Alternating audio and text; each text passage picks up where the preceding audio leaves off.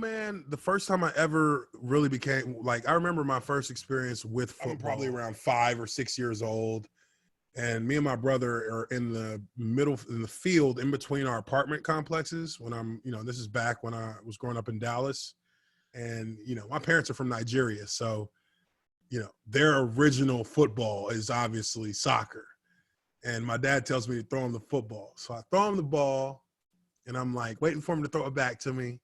And he kicks the ball and it goes flying and hits me square in the forehead, bounces up in the air. I didn't play football until I was a sophomore in high school.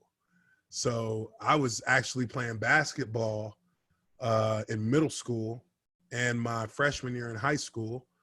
And I got approached by the high school coach for our football team. And he actually pretty much threatened me and said, "You're not going to play two sports. You're going to play football or you ain't going to play nothing." And I'm like, all right. That whole summer after that school year, I was getting phone calls, I was getting letters, Notre Dame, Wisconsin, Penn State, Stanford, Nebraska, Florida State. And I was just, I knew then they didn't have no choice. I was going to play football now. They were going to have to enjoy that of, D1, all of college football in terms of the scholarship scenario. Like, you get a scholarship, but you still have to get into the school. And at Purdue was a little bit different. They didn't care that you were an athlete. So I actually had to apply and get it admitted. Luckily for me, I made a 1,300 on my SAT. So it was like, yeah, come on in, you're good. But it was a wonderful campus, man. I have great memories from Purdue, the campus itself. Fast forward, I get, with the whole draft situation, it's funny. There's so many like weird things that, years later I would understand. Oh, well, that kind of makes sense now. But I was actually about to get drafted by the Falcons. And I was projected originally to go at the end of the second round to early third round. Really, I didn't really know what team really was interested because I got calls in the week of the draft. I got calls from, I honestly, if I had to pick one, I would say that I was either going to Kansas City or I was going to Atlanta or Chicago because those were the teams that called me every day almost leading up to the draft. And on draft day, I'm sitting there. My agent calls me. He says, Chicago is,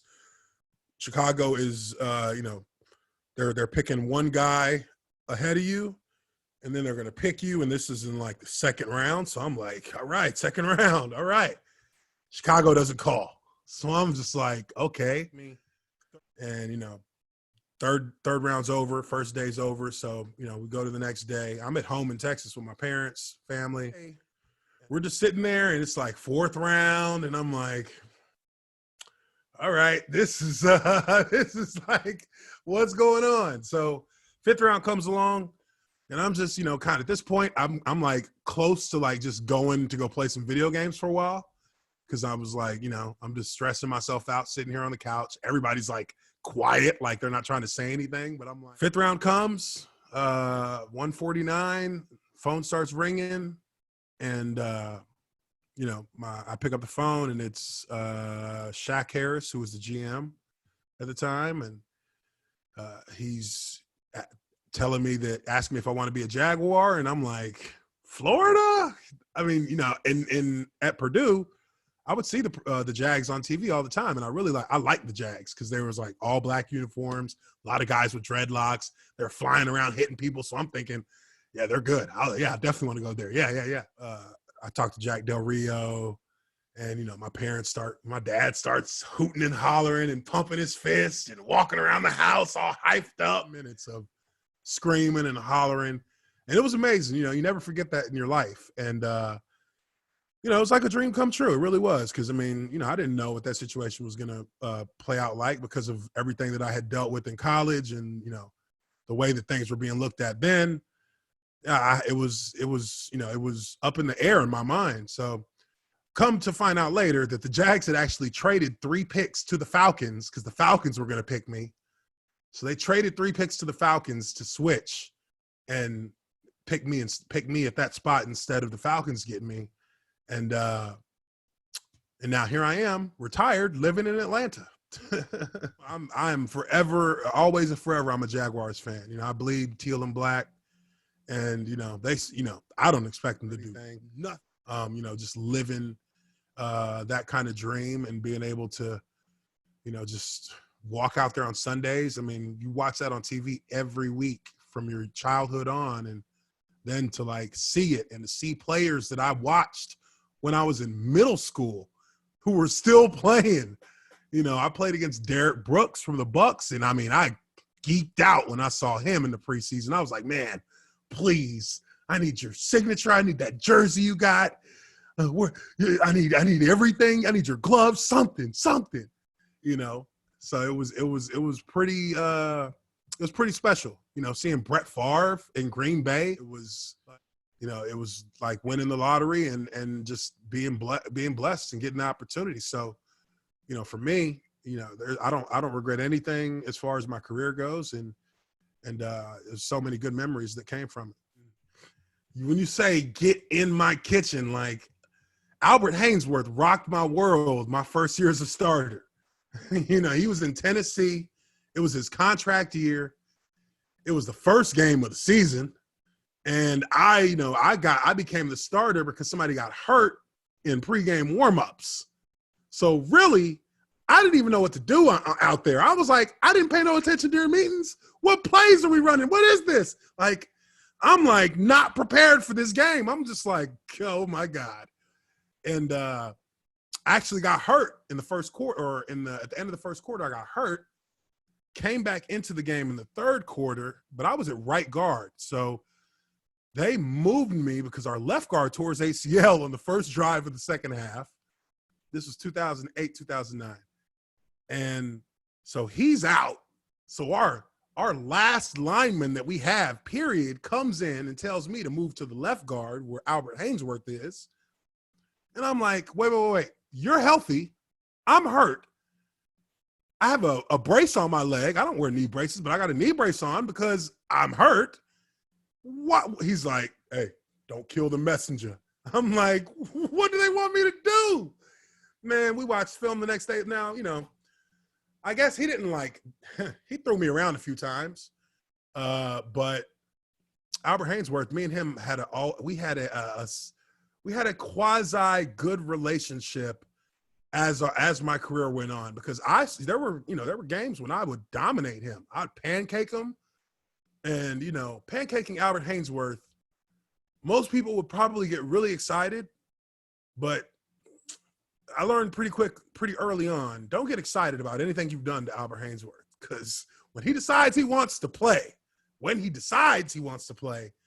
he's going to give you everything you can handle. It was a long game because it was always, every play was like, I have to be going the whole play. I have to chase this guy because he's going to run. I'd say Geno Atkins. I thought that when I played him, he was probably second or third year, and I was in my fifth year or sixth year.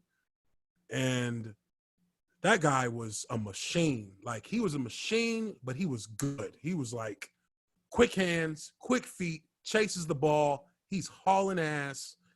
And I had to chase this guy the whole game. I had to stay on the block forever because he's not going to, you know, if you beat him, he's not going to stay beat. You got to keep running him. And, yeah, he was probably the most skilled defensive lineman that I went up against my entire career in the locker room, because we got, you know, PlayStations and Xboxes that were just sitting in there, you know, connected to the flat screens. And, you know, in between, you know, after practice or in between, you know, during lunch or something, you're sitting in there, cats might try to get a game in, but when EA would bring a box of them, a big box just full of copies, and we would just, you know, first thing somebody does is pop it in. Let's go see the ratings. And everybody's gathered around while you're scrolling through the ratings, and you're just like, come on, don't have me suck. Don't have me suck. And, you know, everybody's looking at their rating and kind of, you know, some guys are like, man, that's bull. Or some guys are like, Yeah, hell yeah.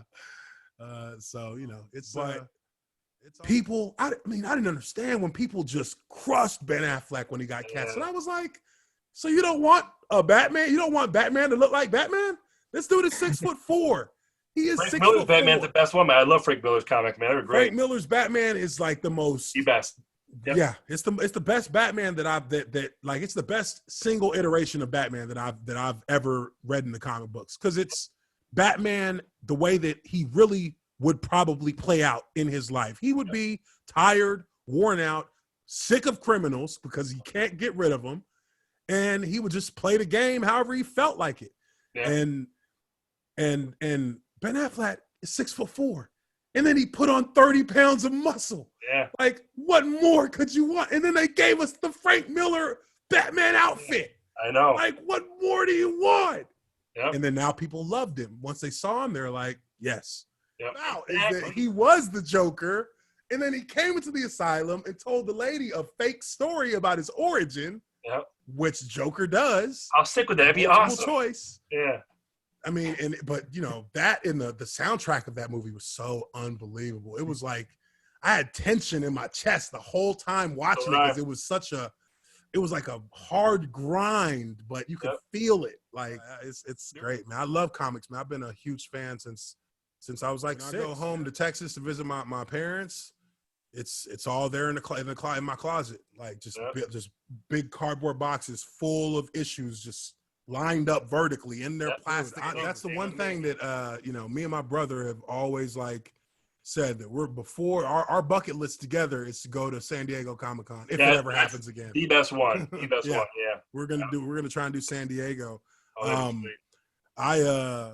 Man, with Marvel, my favorite, like, X-Men was it for me with Marvel. Like, to me, X-Men was like that was the only comic book that existed in Marvel to me, because it was like a DC comic. All right, gentlemen, I appreciate you guys, man. Once again, really, really appreciate it. Great fucking talk. Like, we'll have to do this again soon. I mean, definitely comic book talk.